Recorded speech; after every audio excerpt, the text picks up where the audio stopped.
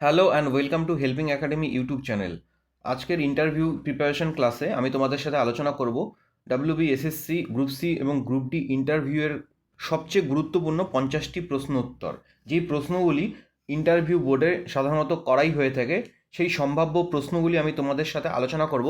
একটি ক্লাসেই তোমাদের জন্য একটি ইন্টারভিউ থেকে যত ধরনের জিকে প্রশ্ন, যত ধরনের গভর্নমেন্ট স্কিমের প্রশ্ন এবং ইন্টারভিউয়ের স্ট্র্যাটেজির প্রশ্ন করা হতে পারে, সব প্রশ্নগুলি কিন্তু একটি ক্লাসে আলোচনা করব। তো চলো বেশি দেরি না করে দেখা যাক। এবং আজকে আমাদের সিরিজের 5 নম্বর ক্লাস। তো 5 নম্বর ক্লাসে আমি প্রথমে তোমাদের সাথে আলোচনা করব পশ্চিমবঙ্গ পরিচিতি থেকে যে বেসিক জিকেগুলো হয় সেগুলো আমি আলোচনা করব। তারপরে অন্য টপিকগুলো থেকে আলোচনা করব একটি মাত্র ক্লাসেই। প্রথম প্রশ্ন রয়েছে, পশ্চিমবঙ্গের বর্তমান রাজ্যপালের নাম কি? পশ্চিমবঙ্গের বর্তমানের রাজ্যপালের নাম শ্রী আর এন রবি। সিভি আনন্দ বোস কিন্তু এখন রিপ্লেসড হয়ে গেছে এবং এই মার্চ মাসেই কিন্তু শ্রী আর এন রবি পশ্চিমবঙ্গের নতুন রাজ্যপাল হিসাবে নিয়োগ হয়েছে। পশ্চিমবঙ্গের রাজ্য পশু, পাখি, ফুল ও গাছের নাম কি? পশ্চিমবঙ্গের রাজ্য পশু হচ্ছে মেছো বিড়াল, পাখি হচ্ছে হোয়াইট থ্রটেড কিংফিশার বা যাকে ধলা গলা মাছরাঙা বলা হয়, এবং ফুল হচ্ছে শিউলি এবং গাছ হচ্ছে ছাতিম। পরের প্রশ্ন রয়েছে, বর্তমানে পশ্চিমবঙ্গে মোট কটি জেলা রয়েছে? বর্তমানে পশ্চিমবঙ্গে 23টি জেলা রয়েছে। নতুন করে 60টি জেলার ঘোষণা হলো, প্রশাসনিকভাবে এখনও 23টি জেলাই কার্যকর। 4 নম্বর প্রশ্ন, আয়তনের দিক থেকে পশ্চিমবঙ্গ ভারতের মধ্যে কততম রাজ্য? 13তম রাজ্য। পরের প্রশ্ন আমাদের রয়েছে, পশ্চিমবঙ্গের লোকসভা, রাজ্যসভা ও বিধানসভার আসন সংখ্যা কত? দেখো, পশ্চিমবঙ্গের লোকসভার আসন সংখ্যা হচ্ছে 42টি, রাজ্যসভার আসন সংখ্যা 16টি এবং বিধানসভার আসন সংখ্যা 294টি। পশ্চিমবঙ্গের প্রথম মুখ্যমন্ত্রী এবং প্রথম রাজ্যপাল কে ছিলেন? পশ্চিমবঙ্গের প্রথম মুখ্যমন্ত্রী ছিলেন প্রফুল্লচন্দ্র ঘোষ এবং প্রথম রাজ্যপাল ছিলেন চক্রবর্তী রাজা গোপালাচারী। চলো দেখে নিই পরের প্রশ্ন কি রয়েছে। আমাদের পরের প্রশ্ন রয়েছে, পশ্চিমবঙ্গের রূপকার কাকে বলা হয়? পশ্চিমবঙ্গের প্রাক্তন মুখ্যমন্ত্রী ডক্টর বিধানচন্দ্র রায়কে পশ্চিমবঙ্গের রূপকার বলা হয়। 8 নম্বর প্রশ্ন, পশ্চিমবঙ্গের কোন শহরকে সিটি অফ জয় বলা হয়? কলকাতাকে। পশ্চিমবঙ্গের সাথে কয়টি আন্তর্জাতিক সীমানা রয়েছে এবং কি কি? এই প্রশ্নটি ভীষণই গুরুত্বপূর্ণ, তোমাদের ইন্টারভিউতে জিজ্ঞাসা করাই হতে পারে। 3টি, বাংলাদেশের বর্তমান দীর্ঘতম সীমানা এবং তাছাড়া নেপাল এবং ভুটানের সাথে পশ্চিমবঙ্গের সীমানা রয়েছে। চলো দেখে নিই পরের প্রশ্ন কি রয়েছে। আচ্ছা, আমাদের পরের প্রশ্ন রয়েছে, ভারতের প্রথম পাতাল রেল কবে চালু করা হয়? 1984 সালে কলকাতায় চালু করা হয়। এতক্ষণ আমরা পশ্চিমবঙ্গের বেসিক পরিচিতি থেকে কিছু আমরা জিকে প্রশ্ন দেখলাম। এবার আমরা পশ্চিমবঙ্গের জিওগ্রাফি থেকে কিছু প্রশ্ন দেখব, যেগুলি ইন্টারভিউতে জিজ্ঞাসা করতে পারে। সেই ধরনেরই প্রশ্ন বেছে বেছে আমি তোমাদের জন্য নিয়ে এসেছি। প্রথম প্রশ্ন, পশ্চিমবঙ্গের সর্বোচ্চ শৃঙ্গের নাম কি? উত্তর হবে সান্তাকুফু এবং এটি সিঙ্গালীলা পর্বতশ্রেণীতে অবস্থিত। চলো দেখে নিই পরের প্রশ্ন কি রয়েছে পশ্চিমবঙ্গের জিওগ্রাফি থেকে। পশ্চিমবঙ্গের দীর্ঘতম নদী কোনটি? পশ্চিমবঙ্গের দীর্ঘতম নদী গঙ্গা। পশ্চিমবঙ্গে এটি ভাগীরথী হুগলি নামে পরিচিত। চলো দেখে নিই পরের প্রশ্ন কি আছে। 13 নম্বর প্রশ্ন, পশ্চিমবঙ্গের কোন নদীকে বাংলার দুঃখ বলা হয়? দামোদর নদকে।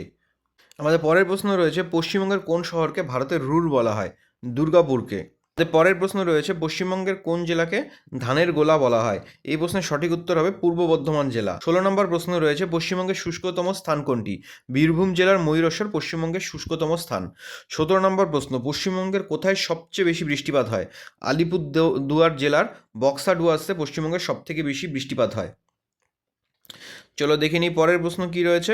পরের প্রশ্ন 18 নম্বর প্রশ্ন রয়েছে, সুন্দরবন কত সালে ইউনেস্কো ওয়ার্ল্ড হেরিটেজ সাইট মর্যাদা পায়? 1987 সালে ম্যানগ্রোভ অরণ্যের জন্য ওয়ার্ল্ড হেরিটেজ সাইটের মর্যাদা পায়। ডুয়ার্স ও তরাই শব্দের অর্থ কী? দেখো, ডুয়ার্স আর তরাই শব্দের অর্থ হচ্ছে, ডুয়ার্স শব্দের অর্থ হচ্ছে দরজা বা প্রবেশদ্বার এবং তরাই শব্দের অর্থ হচ্ছে স্যাঁতসেঁতে ভূমি। পরের প্রশ্ন 20 নম্বর প্রশ্ন, পশ্চিমবঙ্গের কোথায় রয়্যাল বেঙ্গল টাইগার দেখা যায়? সুন্দরবনে। এতক্ষণ আমরা পশ্চিমবঙ্গের বেসিক পরিচিতি, পশ্চিমবঙ্গের জিওগ্রাফি থেকে আমরা কিছু প্রশ্ন দেখলাম। এবার পশ্চিমবঙ্গের ইতিহাস, প্রশাসন এবং মিসলেনিয়াস টপিক থেকে কিছু প্রশ্ন আমরা এখন দেখব। প্রথম প্রশ্ন 21 নম্বর প্রশ্ন, Darjeeling Himalaya railway toy train কত সালে ওয়ার্ল্ড হেরিটেজ সাইটের মর্যাদা পায়? 1999 সালে। পরের প্রশ্ন রয়েছে 22 নম্বর প্রশ্ন, ভারতের প্রথম আইআইটি কোথায় স্থাপিত হয়? 1951 সালে পশ্চিমবঙ্গের খড়গপুরে। চলো দেখে নিই পরের প্রশ্ন কী আছে। 23 নম্বর প্রশ্ন রয়েছে, বিশ্বভারতী বিশ্ববিদ্যালয় কে প্রতিষ্ঠা করে? উত্তর হবে বিশ্বকবি রবীন্দ্রনাথ ঠাকুর।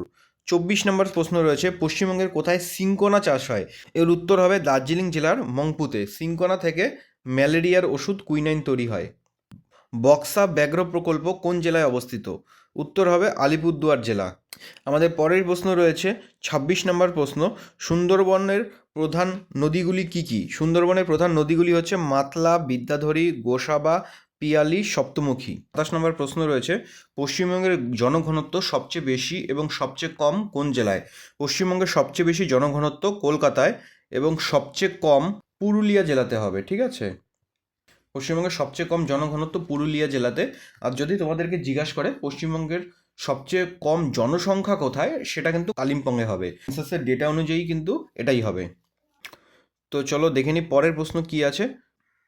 বিদ্যাসাগর সেতু কোন নদীর উপর অবস্থিত? এটি হুগলি নদীর উপর অবস্থিত। 29 নম্বর প্রশ্ন, হলদিয়া বন্দর কোন নদীর সংযোগস্থলে অবস্থিত? হলদিয়া বন্দর হুগলি ও হলদি নদীর সংযোগস্থলে অবস্থিত।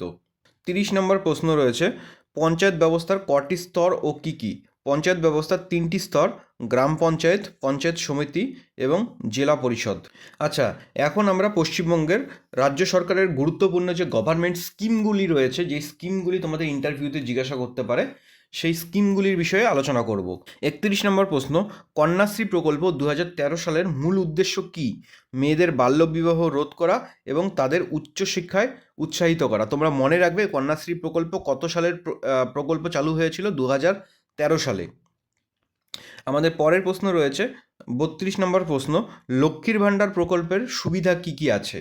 লক্ষ্মীর ভাণ্ডার প্রকল্পের সুবিধা হচ্ছে পরিবারের মহিলাদের আর্থিকভাবে স্বাবলম্বী করার জন্য মাসিক ভাতা প্রদান করা। পরের প্রশ্ন কি আছে? পরের প্রশ্ন রয়েছে 33 নম্বর প্রশ্ন, স্বাস্থ্যসাথী প্রকল্পে কি কি সুবিধা দেওয়া হয়? তোমাদের কিন্তু এই প্রশ্নগুলি করতেই পারে, বিভিন্ন স্কিম থেকে কী ধরনের সুবিধা দেওয়া হয় সেই স্কিমগুলির ব্যাপারে তোমাদের জিজ্ঞাসা করতে পারে। তাই তোমাদের কিন্তু ইন্টারভিউয়ের জন্য এইগুলো জেনে রাখা দরকার। আর আমি তোমাদেরকে বলেছিলাম ইন্টারভিউ প্রিপারেশনের জন্য কিন্তু একটি খাতা তৈরি করতে। এই সিরিজটি কিন্তু ফ্রিতে হলেও আমি তোমাদের জন্য এই সিরিজটি এমনভাবে সাজিয়েছি, যে কোনো পেইড কোর্সের থেকে কিন্তু এটা বেশি উপযোগী তোমাদের জন্য হতে চলেছে। চলো দেখে নিই 33 নম্বর প্রশ্ন কি আছে। 33 নম্বর প্রশ্ন, স্বাস্থ্যসাথী প্রকল্পে কি কি সুবিধা দেওয়া হয়? প্রতিটি পরিবারকে বার্ষিক 5 লক্ষ টাকা পর্যন্ত বিনামূল্যে চিকিৎসার জন্য স্বাস্থ্য বীমা প্রদান করা হয়। স্টুডেন্ট ক্রেডিট কার্ড 34 নম্বর প্রশ্ন, এর প্রকল্পের মেইন উদ্দেশ্য কি? স্টুডেন্ট ক্রেডিট কার্ড প্রকল্পের প্রধান উদ্দেশ্য হচ্ছে ছাত্রছাত্রীদের উচ্চশিক্ষার জন্য মাত্র 4% সুদে 10 লক্ষ টাকা পর্যন্ত শিক্ষা ঋণ প্রদান করা। 35 নম্বর প্রশ্ন, দুয়ারে সরকার ক্যাম্পেইনের মূল লক্ষ্য কী? রাজ্য সরকারের সমস্ত জনকল্যাণমূলক পরিষেবা এবং প্রকল্পগুলি সাধারণ মানুষের দোরগোড়ায় পৌঁছে দেওয়া। 36 নম্বর প্রশ্ন রয়েছে, খাদ্যসাথী প্রকল্পের সুবিধা কী? রাজ্যের প্রায় সমস্ত মানুষকে বিনামূল্যে বা অত্যন্ত স্বল্প মূল্যে রেশন প্রদান করা। আচ্ছা, 37 নম্বর প্রশ্ন, যুবশ্রী প্রকল্প কাদের জন্য? যুবশ্রী প্রকল্প রাজ্যের কর্মহীন যুবক যুবতীদের আর্থিক সহায়তা বা ভাতা প্রদান করা। 30 নম্বর প্রশ্ন রয়েছে, সবুজ সাথী প্রকল্প। সবুজ সাথী প্রকল্পে কী দেওয়া হয়? নবম থেকে দ্বাদশ শ্রেণীর পর্যন্ত ছাত্রছাত্রীদের স্কুলে যাতায়াতের সুবিধার্থে বিনামূল্যে সাইকেল দেওয়া হয়। 39 নম্বর প্রশ্ন, রূপশ্রী প্রকল্পের উদ্দেশ্য কী? আর্থিকভাবে পিছিয়ে পড়া পরিবারের মেয়েদের বিয়ের সময় এককালীন 25,000 টাকা আর্থিক সহায়তা দেওয়া হয়। 40 নম্বর প্রশ্ন, কৃষক বন্ধু প্রকল্পের সুবিধা কী? কৃষক বন্ধু প্রকল্পের সুবিধা হচ্ছে কৃষকদের চাষের কাজের জন্য আর্থিক সহায়তা এবং 2 লক্ষ টাকার জীবন বীমা প্রদান করা। আচ্ছা, আমরা সমস্ত টপিকগুলো দেখে নিলাম। এবার লাস্ট যেটা টপিক, সেটি হচ্ছে ইন্টারভিউ স্ট্র্যাটেজি এবং পরিস্থিতিকালীন টপিক, যেগুলো সিচুয়েশনাল প্রশ্ন তোমাকে ইন্টারভিউতে গেলে জিজ্ঞাসা করতে হবে। সেই সবগুলি প্রশ্ন কিন্তু আমি তোমাদেরকে এখানে তুলে নিয়ে এসেছি। এই ক্লাসটি তোমাদের জন্য একটি সাজেস্টিভ ক্লাস হতে চলেছে। একটি ভিডিওর মধ্যেই সমস্ত রকম টপিকসগুলো আমি তোমাদের কভার আপ করার চেষ্টা করেছি। আচ্ছা, 41 নম্বর প্রশ্ন, যদি স্কুলের বা অফিসের কোনো জরুরি প্রয়োজনে আপনাকে কাজের নির্দিষ্ট সময়ের বাইরে বা ছুটির দিনে অতিরিক্ত কাজ করতে বলা হয়, তাহলে আপনি কী করবেন? এর উত্তর হবে, স্কুলের বা অফিসের কোনো বিশেষ প্রয়োজনে যদি আমাকে কাজের নির্দিষ্ট সময়ের বা বাইরে বা ছুটির দিনে অতিরিক্ত দায়িত্ব পালন করতে বলা হয়, তবে আমি তা সানন্দে করব।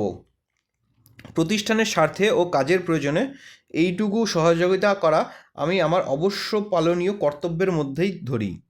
একজন গ্রুপ সি হিসাবে তোমাকে যে প্রশ্নটি করতে পারে, 42 নম্বর প্রশ্ন, গ্রুপ সি কর্মচারীর প্রধান কাজ কি? এটি মূলত করণিকের কাজ। এর মধ্যে রয়েছে ফাইল রক্ষণাবেক্ষণ, কম্পিউটারের ডেটা এন্ট্রি, ড্রাফটিং, চিঠি বা নোটিশ টাইপ করা এবং স্কুলের অফিসিয়াল রেকর্ড গুছিয়ে রাখা। 43 নম্বর প্রশ্ন, গ্রুপ ডি হিসেবে যেই প্রশ্নটি তোমাকে করতে পারে, গ্রুপ ডি কর্মচারীর প্রধান কাজ কি? অফিসের বা স্কুলের পরিচ্ছন্নতা বজায় রাখা, আধিকারিক বা শিক্ষকদের নির্দেশ পালন করা, নোটিশ বোর্ডে নোটিশ টাঙানো, ফাইল এক টেবিল থেকে অন্য টেবিলে পৌঁছে দেওয়া এবং দৈনন্দিন কাজে সহায়তা করা। এই প্রশ্নটি তোমাকে কিন্তু করতেই পারে। চলো দেখে নিই পরের প্রশ্ন কি রয়েছে। 44 নম্বর প্রশ্ন, এই প্রশ্নটি তো করেই প্রত্যেকটি ইন্টারভিউতে। তোমার সেরা উত্তর হবে সরকারি চাকরি একটি নিরাপদ ও সম্মানজনক পেশা। বিশেষ করে শিক্ষা দপ্তরে সাথে যুক্ত হতে কাজ করার মধ্যে একটি আলাদা মানসিক তৃপ্তির আছে। আমি মনে করি আমার যোগ্যতা ও সততা দিয়ে এই দপ্তরের কাজে এক সহায়ক ভূমিকা পালন করতে পারবো। 45 নম্বর প্রশ্ন রয়েছে, আপনি উচ্চশিক্ষিত, যেমন আপনি গ্র্যাজুয়েট বা মাস্টার্স, তবুও কেন গ্রুপ ডি বা গ্রুপ সি পদের জন্য আবেদন করেছেন? এই প্রশ্নের সেরা উত্তর হবে, স্যার বা ম্যাডাম, কোনো কাজই ছোট নয়। বর্তমানে প্রতিযোগিতার বাজারে একটি সরকারি চাকরি পাওয়ার আমার প্রধান লক্ষ্য। তাছাড়া সরকারি প্রশাসনিক কাঠামোর প্রবেশ করে কাজ শেখার সুযোগ আমার কাছে বেশি গুরুত্বপূর্ণ। আমার উচ্চশিক্ষা আমাকে অফিসের কাজ আরও দ্রুত এবং নিখুঁতভাবে করতে সাহায্য করবে। 46 নম্বর প্রশ্ন, যদি আপনাকে আপনার বাড়ি থেকে অনেক দূরে কোনো প্রত্যন্ত গ্রামের স্কুলে পোস্টিং দেওয়া হয়, আপনি কি সেখানে কাজ করতে যাবেন? এই প্রশ্নের সেরা উত্তর হবে, হ্যাঁ, অবশ্যই যাব। সরকারি নিয়ম অনুযায়ী রাজ্যের যে কোনো প্রান্তে কাজ করতে আমি মানসিকভাবে প্রস্তুত। নতুন পরিবেশ এবং নতুন মানুষের সাথে মানিয়ে নিয়ে কাজ করা আমার কাছে এক দারুণ অভিজ্ঞতা হবে। এই প্রশ্নটি সাধারণত ইন্টারভিউতে করেই থাকে। আপনার একটি বড় দুর্বলতা কী? এই প্রশ্নের সেরা উত্তর হবে, আমি কোনো কাজ অসম্পূর্ণ থাকলে বা শেষ না হওয়া পর্যন্ত নিশ্চিন্ত হতে পারি না, যার ফলে অনেক সময় কাজের চাপ আমার উপর বেড়ে যায়। তবে আমি এখন টাইম ম্যানেজমেন্টের মাধ্যমে এটি সামলানোর চেষ্টা করছি। পরের প্রশ্ন আছে, আপনার শক্তির জায়গা বা পজিটিভ দিক কী? এই প্রশ্নের সেরা উত্তর হবে, আমার সততা, কঠোর পরিশ্রম করার মানসিকতা এবং যে কোনো নতুন পরিবেশে বা মানুষের সাথে দ্রুত মানিয়ে নেওয়ার অ্যাডাপ্টেবিলিটি আমার প্রধান শক্তি। 49 নম্বর প্রশ্ন আছে, আপনার ঊর্ধ্বতন আধিকারিক যেমন হেডমাস্টার যদি আপনাকে কোনো অন্যায় বা নিয়ম বহির্ভূত কাজ করতে বলেন, আপনি কি করবেন? এই প্রশ্নের সেরা উত্তর কি হবে? আমি অত্যন্ত বিনয়ের সাথে তাকে সরকারি নিয়মাবলীর কথা মনে করিয়ে দেব এবং বোঝানোর চেষ্টা করব এটি নিয়মের পরিপন্থী। আমি কোনো অবস্থাতেই নিয়ম বহির্ভূত বা বেআইনি কোনো কাজ করব না। আচ্ছা, পরের প্রশ্ন এবং বা শেষ প্রশ্ন রয়েছে 50 নম্বর প্রশ্ন, যদি স্কুলের কোনো ছাত্রছাত্রী বা অভিভাবক রেগে গিয়ে অফিসে এসে আপনার সাথে খারাপ ব্যবহার করে, তখন আপনি কি করবেন? আচ্ছা, এই প্রশ্নের সঠিক উত্তর হবে, আমি কোনোভাবেই পাল্টা রাগ দেখাবো না বা তর্কে জড়াবো না। প্রথমত আমি নিজে শান্ত থাকবো এবং তাকে বসার অনুরোধ করব এবং শান্ত হওয়ার চেষ্টা করব। এরপর মনোযোগ দিয়ে অভিযোগ বা সমস্যার কথা শোনার চেষ্টা করব।